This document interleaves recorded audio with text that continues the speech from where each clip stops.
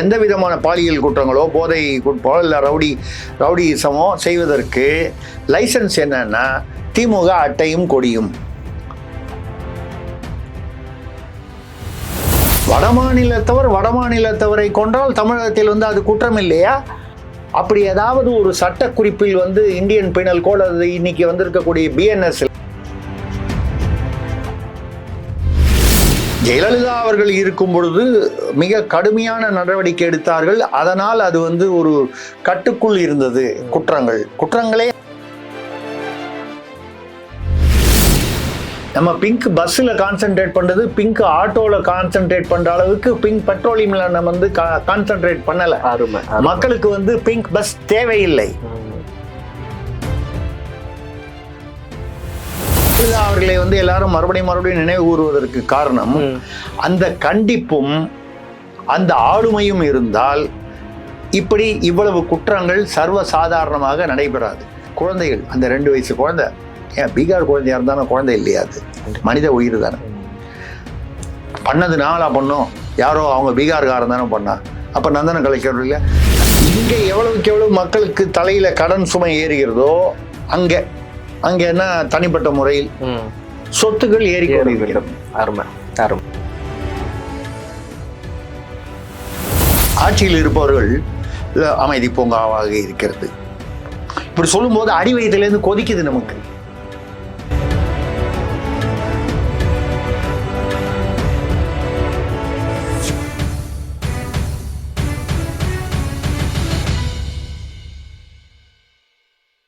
Spectrum Tamil நேயர்களுக்கு வணக்கம். இன்று நம்முடன் மூத்த பத்திரிகையாளர் திருசக்தி சுந்தராமன் ஐயாவுடன் இருக்கிறார்கள். அவரிடம் கேட்பதற்கு பல கேள்விகள் இருக்கின்றன, வாருங்கள் கேட்கலாம். வணக்கம் சார். வணக்கம், சொல்லுங்க. தமிழகம் கொஞ்ச நாளைக்கு முன்னாடி பரபரப்பா இருந்த தருணம் அப்படின்னு பார்க்கும்போது கோயம்புத்தூர் அந்த மாணவியினுடைய பாலியல் வன்கொடுமையில தான் ஒட்டுமொத்த தமிழகமே ரொம்ப பரபரப்பா இருந்துச்சுன்னு சொல்லலாம். அதற்கு அடுத்தது அதை விட அதிகமாக கொடூரத்தின் உச்சமாக கருதக்கூடிய அளவிற்கு பீகார் மாநிலத்திலிருந்து வரக்கூடிய ஒரு இளைஞருடைய குடும்பமே கொடூரமான முறையில் கொல்லப்பட்டிருக்கிறது. 2 வயது குழந்தை மேல கூட அந்த தாக்குதல் அதை கேள்விப்படும் பொழுதே நமக்கு அதிர்ச்சி சொல்லலாம். அதாவது குழந்தையை எடுத்து தரையில அடித்து கொடூரமான முறையில் கொண்டிருக்கிறார்கள். இதற்கு காரணம் அப்படின்னு பாத்தீங்கன்னா மது ஒரு பக்கம் இருக்கு, அவர் மனைவியினுடைய பாலியல் வன்கொடுமை அப்படின்னு சொல்றாங்க. இதற்கு பின்னால் பொறுப்பேற்க வேண்டியது யார்? அதாவது அரசாங்கமா, காவல்துறையா, இல்ல மக்களே மனம் மாறிக்கொண்டிருக்கிறார்களா? என்ன நடக்கிறது சார்? பொறுப்பு யாருன்னு அது அவ்வளவு சர்வசாதாரணமா அதை முடிவு பண்ணிட முடியாது. எல்லோருக்கும் அதுல பங்கு இருக்கு. நம்ம பொதுவா சொல்லுவோம், சமுதாயமே இப்போ மாறிட்டு வருது, கெட்டு போயிட்டு இருக்கு, அதனால வரக்கூடிய ஒரு விளைவு தான் இதுன்னு அப்படி பொதுவாக சொல்லுவோம். அது வழக்கமாக சொல்லுது. இப்போ என்னுடைய தலைமுறையில் கேட்டால், என்னங்க இப்போ வர இளைய தலைமுறையெல்லாம் ரொம்ப மோசமாக இருக்குங்க. ஒரு காலம் எங்கள் அப்பாவை கேட்டிருந்தாலும் அப்படி தான் சொல்லியிருப்பார். என்னுடைய தலைமுறையை எங்கள் அப்பா சொல்லும்போது முன்ன மாதிரி இல்லை, மோசமாக. இப்போ ஒரு தலைமுறையிலையும் நம்ம தலைமுறை அடுத்தது தான் மோசம் அப்படின்னு சொல்கிறது ஒரு இயல்பான ஒரு உளவியல் ரீதியானது. ஆனால் உண்மை என்ன என்று பார்க்கும்பொழுது இன்று தமிழ்நாட்டில் இப்படி நீங்கள் இந்த பீகார் அந்த மாநிலத்தை சேர்ந்தவர், அது அந்த இடம் எங்கேயும் இல்லை, எங்கள் வீட்டிலேருந்து ரொம்ப பக்கத்தில் தான் இருக்கு. ஆமாம், இந்திரா நகர் முதல் அவென்யூல தான் நடந்தது. அங்கிருந்து 1 கிலோமீட்டர் இதில் தான் தூரத்தில் தான் என்னுடைய வீடு இருக்கு. என்னுடைய சாரதி ஓட்டுநர் சார் இந்த இடத்துல தான் சார் அப்படின்னு சொல்லி காமிச்சார். சார், காவல் நிலையம் கூட அருகிலே இருக்குன்னு சொல்றாங்க. அது எந்த இடம்? உண்மை சார்? ஆமாம், உண்மைதான். அவுட் போஸ்ட் ஒன்று இருக்கு. காவல் நிலையம் என்றால் அடையாறு காவல் நிலையம் தான் காவல் நிலையம். இது அவங்க சொல்றது இந்த அவுட் போஸ்ட்னு சொல்லக்கூடிய ஒரு என்ன சொல்றது, அது ஒரு அங்கங்க அந்த அவுட் போஸ்ட். இந்த அவுட் போஸ்ட்ல நீங்க பல காரணங்கள் கேட்கும்போது பாத்தீங்கன்னா, காவல் நிலையத்துல இந்த அவுட் போஸ்ட்ன்றது எல்லா இடத்துலயும் வச்சிருப்பாங்க. அவுட் போஸ்ட்ன்றது சும்மா இந்த கியாஸ்க் மாதிரி ஒரு இது மாதிரி ஒரு பங்க் மாதிரி இருக்கும். அதுல ஒரு காவல்துறையை சேர்ந்த ஒருத்தர் இல்ல 2 பேருக்கு மேல இருக்க மாட்டாங்க. அந்த இடத்துல இருக்கிறது என்னன்னா, அங்கிருந்து கண்காணித்து கொண்டிருப்பார்கள். 2வது, அந்த ரோட்ல பெட்ரோலிங் போறாங்க இல்லையா, வண்டியிலயோ இல்லை இதுலயோ, வண்டியில போவாங்க, வேற எதுலயோ போறாங்களோ இல்லை பைக்ல போகலாம், அவங்க அவங்க அந்தந்த பதவிக்கு ஏற்றார் போல போறாங்க இல்லையா, அவங்க நடுவில் அங்க கொஞ்ச நேரம் இருந்து இளைப்பாறுவது மட்டும் இல்லாமல் அதுல அமர்ந்து கொண்டு அப்படி அது அத அமைப்பே வந்து 4 பக்கமும் கண்காணிக்கக்கூடிய ஒரு அமைப்பாகத்தான் அங்க இருக்கும். இது இருக்கு. இதுக்கு அருகிலேயே வந்து அவங்க வந்து அந்த பீகாரிலிருந்து பிழைப்பதற்காக வந்த ஒரு கணவன், மனைவி, ஒரு 2-2.5 வயது குழந்தை. அவர்களுக்கு வந்து அந்த உனக்கு நான் வேற இடத்துல வேலை வாங்கி தர்றேன் அப்படின்னு சொல்லி அந்த பீகாரிலிருந்தே வந்திருக்கக்கூடிய ஒரு வட மாநிலத்தவர்கள் ஒரு 5 பேர். இவங்க வந்து அந்த பெண்ணை வந்து ஏன்னா போதை, அது வரைக்கும் அவன் நம்ம ஊர்காரன், நம்ம மாநிலத்துக்காரன், நம்ம மொழி பேசுறவன், நம்ம தமிழ்ல சொல்றதான நம்ம இனத்துக்காரன் அப்படி நினைக்கக்கூடிய அந்த இடத்தில் மாறுபடுத்தி அந்த பெண்ணை அதுவரை வந்து ஒரு சகோதரியாக, உள்ளபடியே சொல்ல போனால் அந்த குடும்பமாக ஒரு சகோதரியாக நினைப்போம். அந்த நினைப்பை தாண்டி அந்த பெண்ணை பாலியல் வன்முறை செய்ய வேண்டும் என்கிற காம இச்சை தோன்றுகிறது என்றால் அதற்கு பின்னணியில் எது இருக்கிறது என்றால் இந்த போதை இருக்கிறது. சரி, தவறு இழுப்பதற்காக போதை ஏற்றினார்களா அல்லது போதை ஏற்றியதால் தவறு இழுத்தார்களா என்ற கேள்வி. இல்லைங்க, போதை தமிழ்நாடே போதையின் பாதையில் தான் சென்று கொண்டிருக்கிறது. நீங்க என்னதான் டிவியில வந்து நான் அப்பாவா சொல்றேன் அம்மாவா சொல்றேன்னு சொன்னாலும் எல்லா கஞ்சாவையும் மற்ற மெட்ஸ் எல்லா பொருட்களையும் நீங்க வந்து அனுமதிக்கிறீங்க. இப்ப கூட சமீபத்துல ஒரு காவலர் ஒரு போலீஸ்காரரே வந்து 17 கிலோ கஞ்சா கடத்தியதற்காக பிடிபட்டு இருக்கிறார், அவரும் அவருடைய நண்பரும். ஏங்க, போலீஸ்காரே கஞ்சா. அப்புறம் வந்து முன்னால ஒரு 6 மாசம் முன்னால பாத்தீங்கன்னா ஆப் வச்சு 5 போலீஸ்காரங்க மாட்டினாங்க. ஆப் மூலமாக கஞ்சா அல்லது போதைப் பொருட்கள் விற்பவர்கள். போலீஸ்காரங்களே, நான் எல்லா போலீஸ்காரங்களையும் சொல்லல, தப்பு செய்யறவங்களை மட்டும்தான் சொல்றேன். அப்படி போலீஸ்காரங்களே கஞ்சாவை விற்பது இல்லை போதைப் பொருளை விநியோகம் செய்வது என்று ஆரம்பித்து விட்டால் நீங்கள் எப்படி மக்களுக்கு பெண்களுக்கோ இல்லை பொதுமக்களுக்கோ என்ன பாதுகாப்பு எப்படி கொடுக்க போகிறீர்கள்? இது பாதுகாப்பான, பெண்களுக்கு பாதுகாப்பான மாநிலம், இந்தியாவிலேயே சிறந்ததுன்னு பஞ்ச் டயலாக் பேசுனா அப்புறம் உங்களுக்கும் புதுசா வந்து பஞ்ச் டயலாக் பேசுறவருக்கு என்ன வித்தியாசம்? 14 வயதில் இருந்து நான் அரசியலில் என் தந்தையுடன் ஈடுபட்டிருக்கிறேன் என்று சொல்பவருக்கும், பழுத்த அரசியல்வாதி என்று சொல்லப்படுபவருக்கும், நேற்று அரசியலுக்கு வந்து வழக்கமான சினிமா டயலாக பேசிட்டு இருக்கிற புதிய அரசியல்வாதிக்கும் என்ன வித்தியாசம்? 2 பேரும் அதே டயலாக் தான் பேசுறீங்க, 2 பேரும் பொய் தான் பேசுறீங்க, 2 பேரும் மக்களை வந்து முட்டாள்களாக தான் நினைத்து கொண்டு இருக்கிறீர்கள். இப்பொழுது அப்படி வந்து அவனுக்கு அந்த காம இச்சை இது வந்து இங்கே நீங்க இதை எதை தொடர்பு படுத்தி பார்க்கணும். கொஞ்ச நாள் முன்னால பாத்தீங்கன்னா ஒரு 80 வயது மூதாட்டி வந்து காட்டுல வந்து சுள்ளி பொறுக்க போனாங்க, பழங்கள் பறிக்க போனாங்க. எங்கேயோ ஒரு தென் மாவட்டத்துல எங்கேயோ. அங்க போன போது ஒரு இளைஞன், 20 வயது இளைஞன், 20-22 வயது இளைஞன், ஏறக்குறைய பேரன்னு சொல்லக்கூடிய அந்த வயதில் இருக்கக்கூடியவன், போதையின் அடிமை, போதைப் பொருள் அடிமை. அதுல அங்க எதாச்சும் அவன் அந்த காட்டுக்குள்ள எங்க தெரிஞ்சுக்கிட்டு அவன் எதை யாரும் இல்லை, தனியா உட்காந்து கஞ்சா அடிக்கலாம்னு உட்காந்து ஏதாவது ரைட் அந்த மாதிரி பார்க்கும்பொழுது 80 வயது மூதாட்டியை பாலியல் வன்முறை செய்து காதுல போட்டிருந்த தோடு அந்த ஏதோ ஒரு அவங்க என்ன போட்டிருந்தாங்களோ அதை அறுத்துட்டு அவங்க வந்து இந்த பாலியல் வன்முறை செய்யும் போது அவர்கள் 80 வயது மூதாட்டி கொஞ்சம் போராடி இருக்கிறார்கள். அதற்காக தரதரன்னு 2 காலை பிடிச்சி அப்படியே இழுத்துட்டு வந்திருக்கான். இழுத்துட்டு வந்ததில் அந்த மூதாட்டி இறந்து விட்டார்கள். பாலியல் வன்முறையின் போது இறக்காதவர்கள் இழுத்துட்டு வந்து தரதரன்னு ஒரு 1/2 கிலோமீட்டர் இழுத்துட்டு வந்தா என்ன வருது? இப்பொழுது தமிழ்நாட்டில் வந்து இளைஞர்கள் அனைவருமே கெட்டு போய் விட்டார்களா? சமுதாயமே கெட்டு போய் அழுகி இருக்கிறதா? தமிழர்கள் அனைவருமே வந்து குற்றவாளிகளா? எப்படி ஒற்றுக்கொள்ள முடியும்? 5 வருடத்துக்கு முன்னால வந்து இப்படி இருந்ததா அப்படின்னா இல்லை. இன்னைக்கு புள்ளி விவரம் வித்தியாசமா இருக்கு. வன்முறைகள், பாலியல் வன்முறைகள் அதிகமா இருக்கு. ரவுடி கேங்ஸ்டர் குற்றங்கள், கேங் ரேப் குற்றங்கள். இப்ப பாத்தீங்கன்னா ரேப்ன்றதே இல்லை, எல்லாமே கேங் ரேப். 2 பேர் 3 பேர் சேர்ந்து ஒரு பெண்ணை தொடர்ந்து வந்து கேங் ரேப் செய்யும் பொழுது இந்த தண்ணீர்ல காமிக்கிற அந்த சுகாதாரமும் ஆரோக்கியமும் சுத்தமும் அந்த மனித மனம் வந்து மிருகமாக மாறுகிறது என்றால் மனிதன் மிருகமாக மாறுவதற்கு காரணம் என்ன? அந்த போதை வஸ்து. அந்த போதை வஸ்துவை வந்து நீங்க தமிழ்நாடு முழுக்க வந்து விநியோகம், அதை வந்து சில சமயம் போலீஸ்காரங்களே செய்யறாங்க, சில பேர் ஆளுங்கட்சியை சேர்ந்தவர்கள் செய்கிறார்கள். இப்படி இப்ப கூட ஏதோ ஒரு கொலையில வந்து பாத்தீங்கன்னா அதான் அந்த பேசுற நந்தனம் கலைக்கல்லூரி, அவர் திமுகவில் இருப்பவர், திமுக எம்எல்ஏ வேண்டியவர். அப்போ என்ன ஆகி போச்சுன்னா திமுகவில் இருப்பது வந்து குற்றங்களுக்கு வந்து லைசன்ஸ் என்பது போல ஒரு நிலைமையை உருவாக்கி விட்டார். எந்த விதமான பாலியல் குற்றங்களோ போதை குற்றமோ இல்லை ரவுடிசமோ செய்வதற்கு லைசன்ஸ் என்னன்னா திமுக அட்டையும் கொடியும். நீங்க பாருங்க, ரோட்ல போகும்போது கார்ல பாத்தீங்கன்னா திமுக கொடி போட்டு போவான், ஓவர்டேக் பண்ணிட்டு போவான், ரொம்ப ஆபத்தான ஒரு முறையில ஓவர்டேக் பண்ணிட்டு போவான். நீங்க நிறுத்தி கேட்டீங்கன்னா அது திமுக கொடி.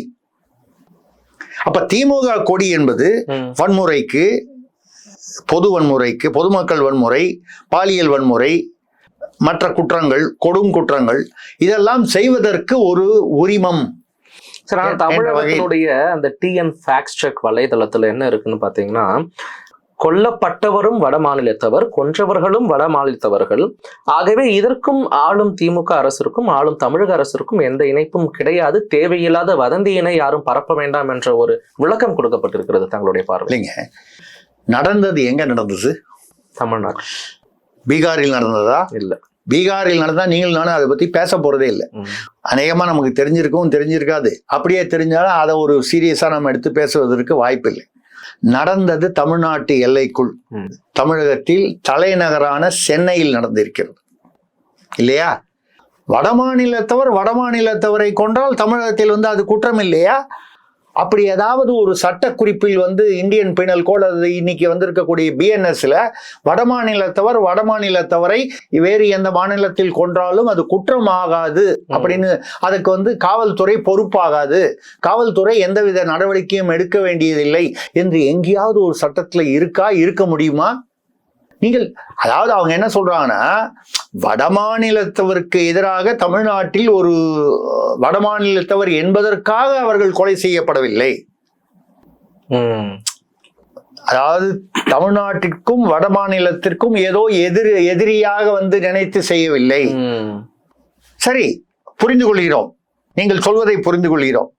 அவர் வடமாநிலத்தவர். ஏங்க இப்ப இந்த நந்தனம் கலைக்கல்லூரி கேன்டீன்ல நடந்துச்சு, முத்துசெல்வம் என்ற அவருடன் இருந்த இன்னொருத்தர், அந்த சரக்கு மாஸ்டர் ஒருத்தர், இவர்களும் தமிழர்கள். அதுல ஒருத்தர் திமுகல இருக்காரு, எம்எல்ஏக்கு நெருக்கமானவர். அந்த பாலியல் வன்முறைக்கு உள்ளான பெண்ணும் வந்து அரியலூரை சேர்ந்தவர். இப்ப ஏன்னா இப்ப இங்க மட்டும் காவல்துறை வந்து பொறுப்பெடுத்துக்கும், அங்க பொறுப்பெடுத்துக்காதா? இங்க மட்டும் தமிழக அரசு பொறுப்பெடுத்துக்கும், அங்க பொறுப்பெடுத்துக்காதா? இங்க மட்டும் தமிழக முதல்வர் பொறுப்பு, அங்க பொறுப்பு. என்னங்க அர்த்தம்? ரெண்டும் குற்றம் தானே. அதாவது கணவனின் கண் முன்னாலேயே அந்த பெண்ணை கதற கற்பழித்திருக்கிறார். சரி, அந்த குழந்தை வந்து அப்பாவை ஏதோ அடிச்ச உடனே இயல்பாக வந்து அலறி இருக்கிறது. என்ன நடக்குதுன்னு தெரியல. அது குழந்தைக்கு, 2 வயசு குழந்தைக்கு என்ன தெரியும்? அந்த குழந்தையை சுவற்றிலும் தரையிலும் அடித்து சுவற்றிலும் மோதி கொண்டிருக்கிறார்கள். அது கொன்று அந்த கால்வாயில வீசியிருக்காங்க, வாய்க்கால்ல, அந்த குப்பை கால்வாயில. அதுக்கப்புறம் அந்த அந்த இளைஞனுடைய உடலை வந்து ஏதோ இதெல்லாம் போட்டு சுத்தி ஒரு இடத்துல வந்து அங்க எங்கேயோ கொண்டு போய் ஏதோ பண்ணணும்னு போயிருக்கான். எடுத்துட்டு போற வழியில விழுந்துருச்சு, அப்படியே விட்டுட்டு போயிட்டாங்க.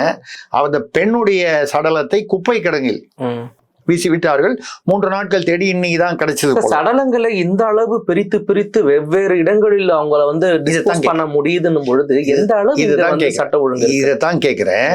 அப்ப காவல்துறை பெட்ரோலிங்னு ஒண்ணு இருக்கு, கண்காணிப்பு என்று ஒன்று இருக்கு.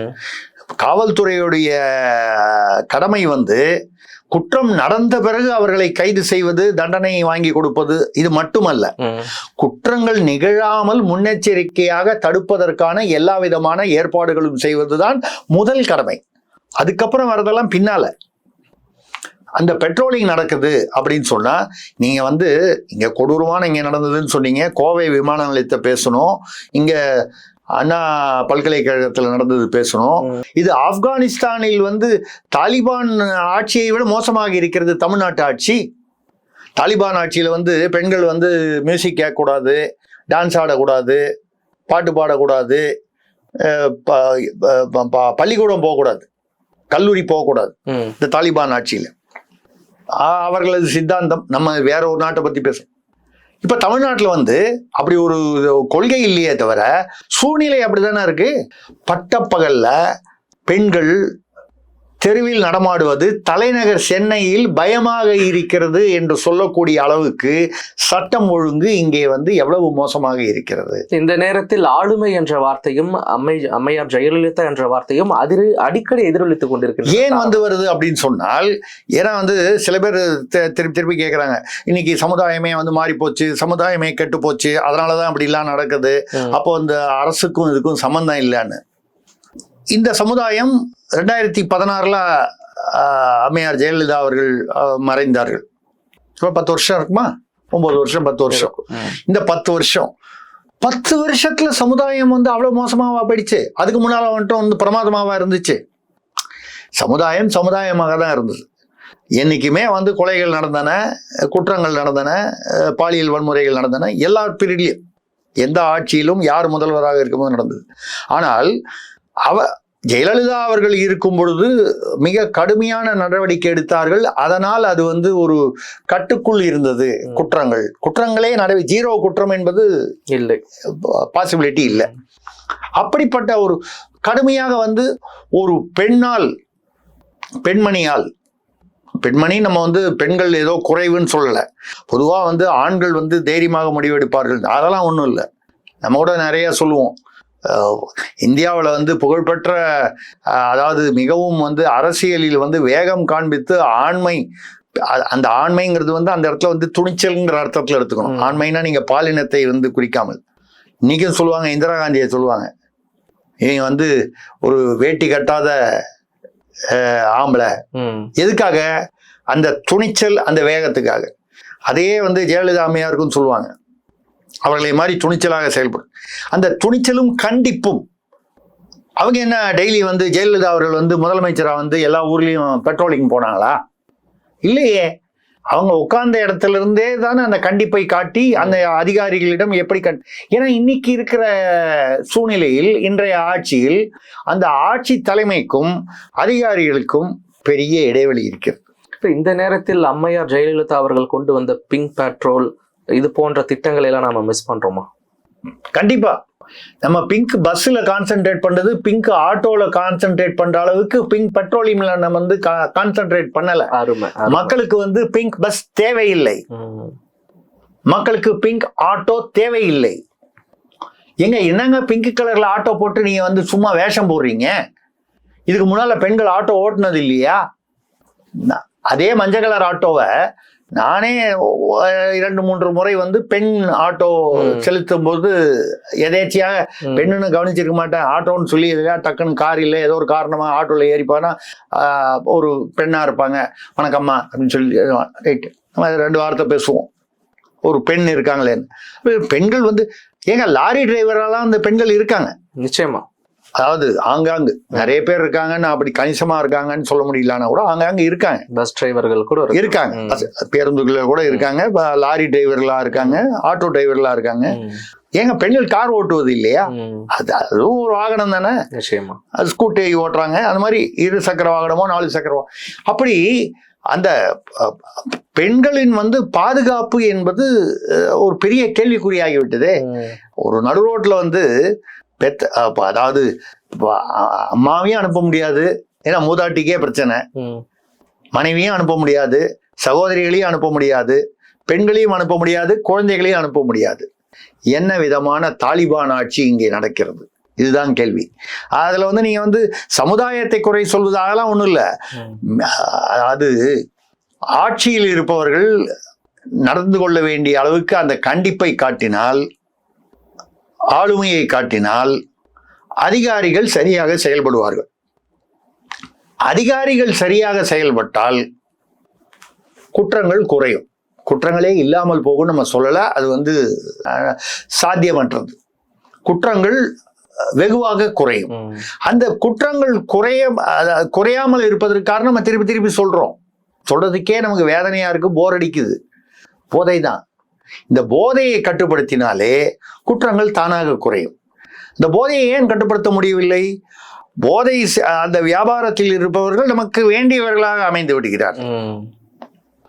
இல்லை நமக்கு வேண்டியவர்கள் அமைந்து விடுகிறார்கள் என்று சொல்வதை விட நமக்கு வேண்டியவர்கள் அவர்கள் ஆவதற்கு காரணம் அந்த இயக்கத்தில் அந்த கட்சியில் இணைவதற்கு காரணமே இது ஒரு பாதுகாப்பு என்று நினைத்து அவர்கள் இணைந்து கொள்கிறார்கள்.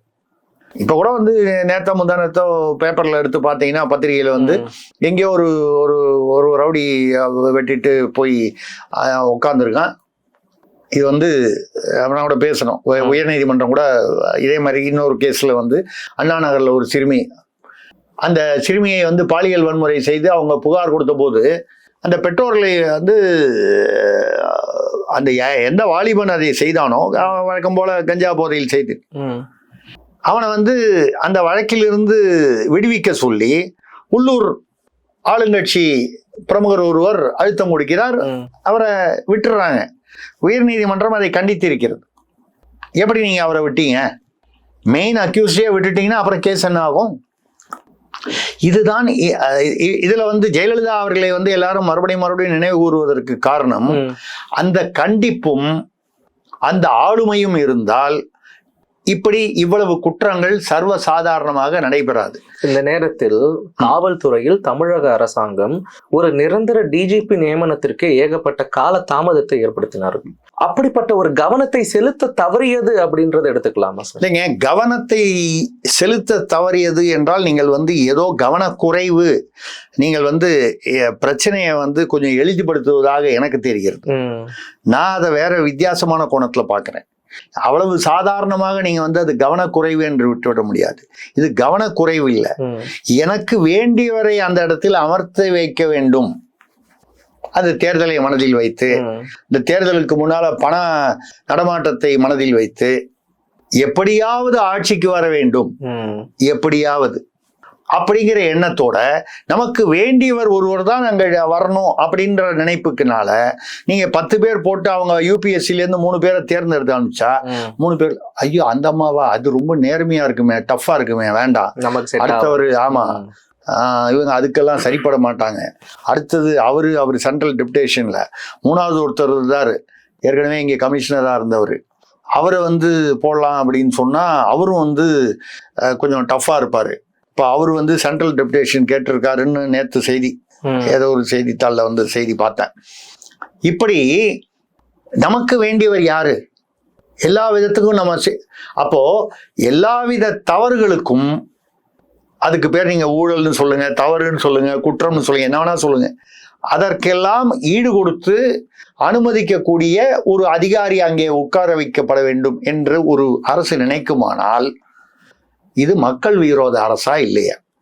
அப்போ மக்களுக்கு பாதுகாப்பு இல்லைன்னா பரவாயில்ல, நான் ஒரு தேர்தல் பூத்துக்கும் பணம் எடுத்துட்டு போகும்போது பாதுகாப்பு வேணும், கள்ள பாதுகாப்பு. அது ஏறக்குறைய அது ஓட்டு திருட்டு தான். அது பணம் கொடுத்து ஓட்டு வாங்குவதும் ஒரு வகை திருட்டு தானே. அந்த திருட்டுக்கு உதவுவதற்கு எனக்கு ஒரு அதிகாரி தேவை அப்படின்னா நீங்கள் கள்ளத்தனம் செய்வதற்கு ஒரு கூட்டாளி தேவை, ஒரு பங்காளி தேவை. அந்த பங்காளி யாருன்னு அது மத்திய அரசு அல்லது மத்திய அரசு இல்ல, அந்த இடத்துல யூபிஎஸ்சி அவர்கள் ஏற்றுக்கொள்ளாதவரை நாங்கள் இழுத்தடிப்போம், பொறுப்பு டிஜிபி போடுவோம், வேற ஒருத்தர் போடுவோம், அவர் போன அப்புறம் இன்னொருத்தர் போடுவோம், இப்படியே நாங்கள் காலம் கடத்துவோம். அப்படி என்றால் உங்களுடைய எண்ணம், நோக்கம், இலக்கு எல்லாமே உங்களுடைய சுயலாபம், அந்த வாரிசு அரசியல் ஆட்சி, அந்த ஆட்சியை எப்பாடுபட்டேனும் தமிழக மக்களையே பலி கொடுத்தாவது, மக்களின் நலனையே பலி கொடுத்தாவது அந்த நாற்காலியை பிடிக்க வேண்டும் என்கிற அந்த வெறி. ஏறக்குறைய இது என்னை பொறுத்தவரை கொலை வெறி. கொலை வெறினா கொலை செய்யறது தான் கொலை வெறி இல்லை, அதாவது முற்றிய வெறி, அததான் கொலவெறினா. கொலவெறிடா அவனுக்கு, வேகமா ஓடினா கூட சொல்லுவாங்க கொலவெறியோட ஓடினான். கொலவெறினா கொலை பண்றதுக்காக ஓடல, அதாவது அவ்வளவு உத்வேகமாக வேகமாக ஓடினான் அப்படின்னு சொல்லும் போது அந்த கொலவெறிங்கிற வார்த்தை வேற ஒரு அர்த்தத்துல வருது. அது மாதிரி ஒரு கொலைவெறி உங்களுக்கு அந்த ஆட்சிக்கு வர வேண்டும் என்கிற ஒரே ஒரு இலக்குக்காக இத்தனை தமிழக மக்கள், தமிழக பெண்களுடைய பாதுகாப்பை பலிகடா ஆக்குகிறீர்கள். குழந்தைகள், அந்த 2 வயசு குழந்தை, ஏன் பீகார் குழந்தையா இருந்தாலும் குழந்தை இல்லையா? அது மனித உயிர் தானே. பண்ணது நாங்களா பண்ணோம்? யாரோ அவங்க பீகார்காரன் தானே பண்ணா. அப்ப நந்தனம் கலைக்கிறவர் இல்ல. நான் சொல்றது தப்பு பண்ணவன் தமிழனா இருந்தாலும் பீகாரியா இருந்தாலும் குற்றவாளி. சட்டம் வந்து பீகாரிக்கு ஒரு சட்டம் தமிழனுக்கு ஒரு சட்டம்னு தனியாவா வச்சிருக்கு? இல்லையே. அப்போ காவல்துறையில மட்டும் நீங்க வந்து உங்களுக்கு வேணுங்கிற அதிகாரி வட இந்திய அதிகாரியா, தென்னிந்திய அதிகாரியா, தமிழ் அதிகாரியா, உங்களுக்கு சௌகரியம் எல்லாம் பார்த்து அப்ப மட்டும் அதெல்லாம் வந்து அட்ஜஸ்ட் ஆகுது. அந்த வகையில் இது வந்து தமிழ்நாடு இதுவரை வந்து காணாத ஒரு என்ன சொல்றது, ஒரு மோசமான ஒரு சூழ்நிலை, படுமோசமான சூழ்நிலை இந்த சட்ட ஒழுங்கில். இதுல வந்து சும்மாவாவது நம்மளை வந்து சீண்டி விடாமவாவது இருக்கலாம். ஆட்சியில் இருப்பவர்கள் அமைதி பூங்காவாக இருக்கிறது. இப்படி சொல்லும் போது அடி வயிற்றுலேருந்து கொதிக்குது நமக்கு. அழவரம் எதிர சும்மா இருந்தாலும் பரவாயில்ல, எதிர சிரிச்சிட்டு இருக்கீங்க. அதான் சொல்றேன், சிரிச்சிட்டு இருக்கிறது மட்டும் இல்ல, அவனை வந்து நீங்க வந்து அதாவது அவனை வந்து அப்பப்போ குத்திக்கிட்டே இருக்கீங்க. அவன் ஏற்கனவே அதான் நான் சொல்றது, கவிஞர் வைரமுத்து ஒரு ஊரை தெரிஞ்சுக்கிட்டேன் உலக தெரிஞ்சுக்கிட்டேன்னு தீப்பட்ட காயத்துல தேள் வந்து கொட்டுது அப்படின்னு. ஏற்கனவே தீப்பட்ட காயம் எப்படி புண்ணா இருக்கும், அதுல வந்து தேள் கொட்டுச்சுன்னா எப்படி இருக்கும்? கவிஞர் வைரமுத்து அடிக்கடி ஆட்சியாளர்களை சந்திக்கிறார், அவர்களுடன் நெருக்கம் காட்டுகிறார். இந்த பாட்டை ஒரு தடவை மறுபடியும் ஒரு சில வரிகளை வந்து சொல்ல வேண்டிய இடத்தில் சொல்லி காண்பித்தால் நன்றாக இருக்கும் என்பது என்னுடைய கருத்து. ஏன்னா அருமையான வரிகள், நம்ம வந்து ரசிக்கக்கூடிய வரிகள். அதாவது ஒரு ஏற்கனவே வலியில் இருப்பவனுக்கு மேலும் வேதனையை தரக்கூடியது அப்படிங்கிறதுல வந்து அந்த வரிகள். அந்த மாதிரி ஏற்கனவே வந்து இவ்வளவு குற்றங்களால வந்து பாதிக்கப்பட்ட இதுல நீங்க வந்து இப்படி ஒரு மேலும் மேலும் குற்றங்கள் நடந்து கொண்டிருக்கிறது. இதுல வந்து சொல்லும் பொழுது சட்டம் அமைதி பூங்காவாக இருக்கிறது, சட்ட ஒழுங்கு பிரமாதமாக இருக்கிறது, பெண்கள் பாதுகாப்பாக இருக்கிறார்கள். யார் பெண்கள்? உங்கள் வீட்டு பெண்கள் மட்டும்தான் பாதுகாப்பாக இருக்கிறார்கள். அதுவும் நீங்கள் ஆட்சியில் இருப்பதனால். பொதுமக்கள் இதுல வந்து பீகாரியும் ஒண்ணுதான், நந்தனம் கலைக்கல்லூரி பெண்ணும் தமிழ் பொண்ணு தான், கோவையில் இருந்தது தமிழ் பொண்ணு தான். ஸோ பீகாரியா தமிழ் பெண்ணாங்கிறது அங்க வித்தியாசம் இல்லை. இறந்தவன் வந்து அந்த கணவன் வந்து பீகாரியா தமிழ் என்பதில் வித்தியாசம் இல்லை. இறந்த குழந்தை பீகாரி என்பதால் வந்து வித்தியாசம் இல்லை. மனித உயிர் எங்க தமிழ்நாட்டிற்குள் போய் ஏன் அந்த ஆந்திராவில இருந்து ஒருத்தன் வந்து அந்த கும்மிடிப்பூண்டி பக்கத்துல எங்கே ஒரு ஊர்ல வந்து ஒரு சிறுமியை வந்து பாலியல் வன்முறை செய்துட்டு திருப்பி ஓடி போயிட்டான்னு சொல்லி 20 தனிப்படைகள் வைத்து 15 நாள் பொறுத்து அதே டிஷர்ட் போட்டுட்டு அவன் அதே ரயில்வே ஸ்டேஷன்ல அவன் சுத்திட்டு இருந்தானா. 15 நாள் அதே ரயில்வே ஸ்டேஷன்ல சுத்தி இருந்தா மறுநாளே போய் பிடிச்சிருக்க வேண்டியது. முதலே கண்டுபிடிச்சிட்டாங்க அவன் இந்த ஊர்ல இருந்து வந்தான்னு. 20 தனிப்படை அமைச்சிங்க, 20 அமைச்சிங்களா 10 அமைச்சிங்களா ஏதோ தனிப்படைகள், மறுநாளே அந்த ஊர்ல தானே போய் பார்க்கணும். ஒரு திருடன் ஒருத்தன் இவன் தான் திருடிட்டான்னு தெரிஞ்சது, அவன் சொந்த ஊர் இதுன்னு தெரிஞ்சா முதல்ல அந்த பொண்ணு இந்த ஊர்ல இருக்கானா இல்ல வந்து சொந்த ஊருக்கு போயிட்டானான்னு அங்கதானே பார்ப்பாங்க. இதுக்கு ஏன் 15 நாள் பொறுத்து அதே டிஷர்ட் போட்டு வந்தா, சப்போஸ் வேற டிஷர்ட் போட்டு வந்தா பிடிச்சிருக்க மாட்டீங்களா? தமிழ்நாடு காவல்துறை வந்து திறமையே இல்லைங்கிறது நான் சொல்லலை, ஆனா அதை கையாளுவது. ஐயா நீங்க வந்து உங்க கையில கத்தி கொடுத்தா நீங்க வெங்காயமும் நறுக்கலாம், ஒரு ஆளையும் வெட்டலாம். கத்தியுடைய பயன்பாடுங்கிறது எப்படி வேணாலும் பயன்படுத்தலாம். கூரான கத்தி வெங்காயம் நறுக்கலாம், காய்கறி நறுக்கலாம், இல்லை வந்து ஒரு ஆளையும் கொலை பண்ணலாம். அப்போ அது கத்தியுடைய குற்றமா? இல்லையே. அப்படி இருக்கும்போது தமிழ்நாட்டில் வந்து உண்மையிலேயே என்னை பொறுத்த வரைக்கும் பெண்களுக்கு பாதுகாப்பற்ற ஒரு நிலை பட்டப்பகலிலேயே நிகழ்கிறது என்றால் இது வந்து தாலிபான் ஆட்சி. இந்த தாலிபான் ஆட்சி நிச்சயமாக மாற வேண்டும். ஒண்ணு இவங்க மாறணும், இவங்க மாற மாட்டாங்க. ஏன் மாற மாட்டாங்க சொல்லனா, அவங்க எப்பவுமே அந்த குதிரைக்கு பட்டை கட்டின மாதிரி ஆட்சிக்கு மறுபடியும் வர வேண்டும். ஆட்சிக்கு வந்தால் மக்களுக்கு 10 லட்சம் கடன், 70 வருஷமா 4.5 லட்சம் கோடி கடன், 5 வருஷத்துல இன்னொரு 5 லட்சம் கோடி கடன். மறுபடியும் ஆட்சிக்கு வந்தா நாங்க இன்னும் 5 லட்சத்தை இன்னும் 8 லட்சம் கடனா வந்து கூடுதலாக வந்து கொண்டு வருவோம். இங்க எவ்வளவுக்கு எவ்வளவு மக்களுக்கு தலையில கடன் சுமை ஏறுகிறதோ அங்க என்ன தனிப்பட்ட முறையில் சொத்துக்கள் ஏறிக்கொண்டிருக்கிறது. அருமை அருமை. இங்க தராசு எப்படி கீழே போகுதோ அங்க அவங்களது மேல போகுது. இல்லை அதுக்கேற்ற மாதிரி நீங்க சொல்லிக்கலாம் வெயிட். இல்ல நமக்கு வந்து வெயிட்டே இல்லாம மேலே போகுது தராசு, அவங்க வந்து வெயிட் தனிப்பட்ட முறையில சொத்துக்கள் வந்து அமைச்சர்களுக்கோ நிர்வாகிகளுக்கோ பார்த்தீங்கன்னா அந்த அளவுக்கு. இப்போ கூட நான் வந்து ஏதோ ஒரு இதுல கேட்கும்போது ஒரு கேள்வி பதில வேற ஒரு நிகழ்வுல சொன்னேன். ட்ரம்ப் வந்து 12,800 கோடி வந்து ஒரு வருஷத்துல வந்து தனிப்பட்ட முறையில வருமானம் வியாபாரம், ஏதோ வியாபார கம்பெனிலாம் வச்சிருக்காரு, வர்த்தக நிறுவனங்கள். அது மூலமாக அவர் ஜனாதிபதியாக இருப்பதை வந்து பயன்படுத்தி சில தகவல்களை பரிமாறி அதன் மூலமாக இப்போ ஒரு ஷேர் ட்ரேடிங்கோ இல்லை அந்த மாதிரி ஏதோ பண்ணி 12,800 கோடி ரூபாய் சம்பாதித்தார் ஒரு வருடத்தில். நியூயார்க் டைம்ஸ்ல ஒரு விமர்சன கட்டுரை வந்து கேள்வி யாரும் கேட்டிருந்தார் ஒரு வாசகர் வேற ஒரு நிகழ்வுல. அது நான் சொன்னேன், ஜுஜுபி 12,800 கோடி, அமெரிக்காவில் வந்து ஜனாதிபதி அதிபர், எங்க ஊர்ல சாதாரணமா ஒரு கவுன்சிலரு ஒரு மேயர் சம்பாதிக்கிற காசு ஒரு வருஷத்துல. ஏன் இங்க ஒரு அமைச்சருடைய உதவியாளரே வந்து ஒரு சீனியர் அமைச்சரோட உதவியாளரே வந்து அவர் 60,000 கோடி மணல் கடத்தல சம்பாதிச்சாருன்னு பேசினார்ல. ஒரு முக்கியமான அமைச்சரே வந்து ஒரு குடும்பத்தை சேர்ந்த இருவர் வந்து 30,000 கோடி அவங்க சம்பாதிச்ச பணத்தை வந்து அவாலா மூலமாக எப்படி வெளிநாட்டுக்கு போய் திருப்பி கொண்டு வருதுங்கிறதுல தான் அவங்க கவனமா இருக்காங்க. எப்போ? ஒரு வருஷம் ஆட்சியிலேயே அப்படின்னு சொல்லி பேசலையா? அப்படி பேசுனதுனால அவருக்கு வந்து அந்த அமைச்சரவை பறிபோகவில்லையா? அதெல்லாம் நடந்தது தானே, உண்மை தானே, நம்ம ஒன்றும் கற்பனையா சொல்லலையே. அப்படி இருக்கும் பொழுது ஐயா, பணமெல்லாம் ஒரு பக்கம் நீங்க அடிக்கிறீங்க, கொள்ளையடிக்கிறீங்க, மக்கள் பணம். மக்களை நிம்மதியாவது வாழ விடுங்கள், பாதுகாப்பாவது இருக்க விடுங்கள். அவன் ஏதோ அவன் வேலையை பார்த்துட்டு கூலி வேலை செஞ்சுட்டு கஞ்சியாவது குடிச்சிட்டு போறான். அட்லீஸ்ட் அவன் பொட்டாட்டி புள்ள பத்திரமா இருக்குன்ற ஒரு நிம்மதியாவது கொடுங்கள். அந்த நிம்மதியையும் புடுங்கி கொண்டு அவன் பணத்தையும் புடுங்கிட்டு அவனுக்கு வந்து பால் விலை உயர்வு, மின் கட்டண உயர்வு, தமிழ்நாடு உயர்ந்த நிலையில் போயிருக்கிறதுனா என்னடா உயர்ந்த நிலையில் இருக்கு? நானும் மண்டையை உடைச்சு பார்த்துக்கிட்டேன். மின் கட்டண உயர்வு, பால் உயர்வு, பத்திரப்பதிவு உயர்வு, எல்லா வகையிலும் உயர்வு, டோல் உயர்வு, இதுதான் உயர்ந்த நிலையில் இருக்கிறது. தமிழ்நாடு உயரத்தை அடைந்திருக்கிறது, உயர்வை அடைந்திருக்கிறதுன்னு சொல்றது பூரா இந்த விலை உயர்வு தான். குற்றங்கள் உயர்வு, போதைப் பொருள் உயர்வு, மதுக்கடைகள் உயர்வு. எத்தனை மதுக்கடைகள் நீ இது வரைக்கும் மூடி இருக்கீங்க? ஒரு அறிக்கை கொடுங்க, புள்ளி விவரம் கொடுங்க. வருடத்திற்கு 500 மதுக்கடைகளை மூடுவோம்னு சொன்னீங்க. 5 வருஷத்துல 2,500 மூடி இருக்கணும். எவ்வளவு மூடி இருக்கீங்க? மதுக்கடைகளை மூடல.